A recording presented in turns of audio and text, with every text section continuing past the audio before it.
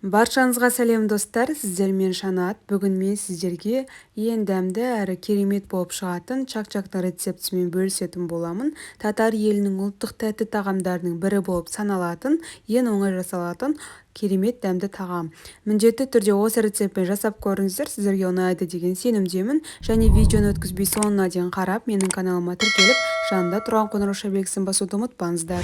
Бізге ең алдымен ыдысымызға 3 жұмыртқамызды жарып салып аламыз. Оның үстінен үлкен ас қасықпен 1 ас қасық сүтімізді қосамыз. Сүт болмаған жағдайда 1 ас қасық қаймақ қосуға да болады. Шай қасықтың жартысындай қылып тұзымызды, қасықтың жартысындай қылып содамызды және 1 шай қасық қантымызды қосып, жақсылап вилканың немесе венчиктің көмегімен араластырып аламыз. Егер тәтті болған қаласаңыздар, қантты көбірек қоссаңыздар болады.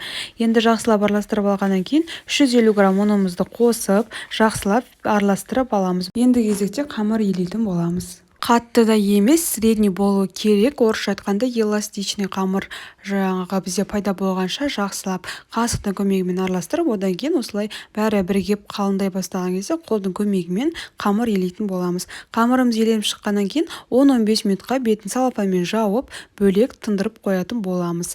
Қамырымыз тынғанша сиропын дайындаймыз. Бізге ең алдымен 150 грамм балымыздың үстіне 150 грамм қантымызды қосып, жақсылап қасықтың көмегімен араластырып, су моншасында ерітіп аламыз. Қантымыз ерігенше. Су моншасында тұру уақытысы 15-20 минут. Енді біздің қамырымыз тынды, жақсылап ұнымызды сеуіп, екі жаңағы сосықтарымыздың көмегімен, екі қолдың көмегімен жақсылап жайып алатын боламыз. Одан кейін оқтаудың көмегімен жақсылап жұқа қылып жайып аламыз.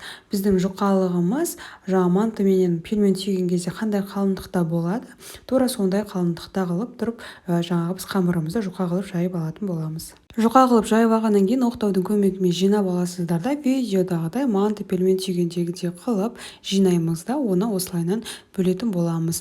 Аралары 2-3 сантиметрдей болуы керек. Енді пышақтың көмегімен ұсақтап турайтын боламыз. Бас жақтар қатты жұқа әлі үшбұрыш болғандықтан кішкене алып тастайсыздар. Одан кейінгі кішкене средний қалыңдыққа түскен кезде осылай видеодағыдай жұқа қылып турайсыздар.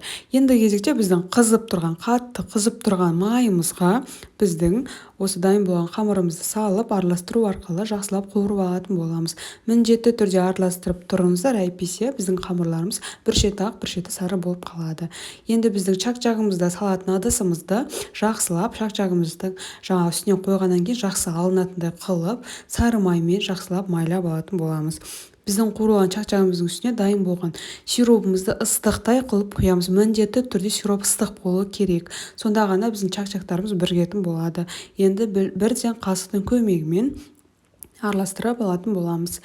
Міне біздің енді ыдысымызға жақсылап бәрін жинап салып аламыз. Менде аздаған шашылып қалды, енді бәрін аккуратно істесеңіздер шашылмайды.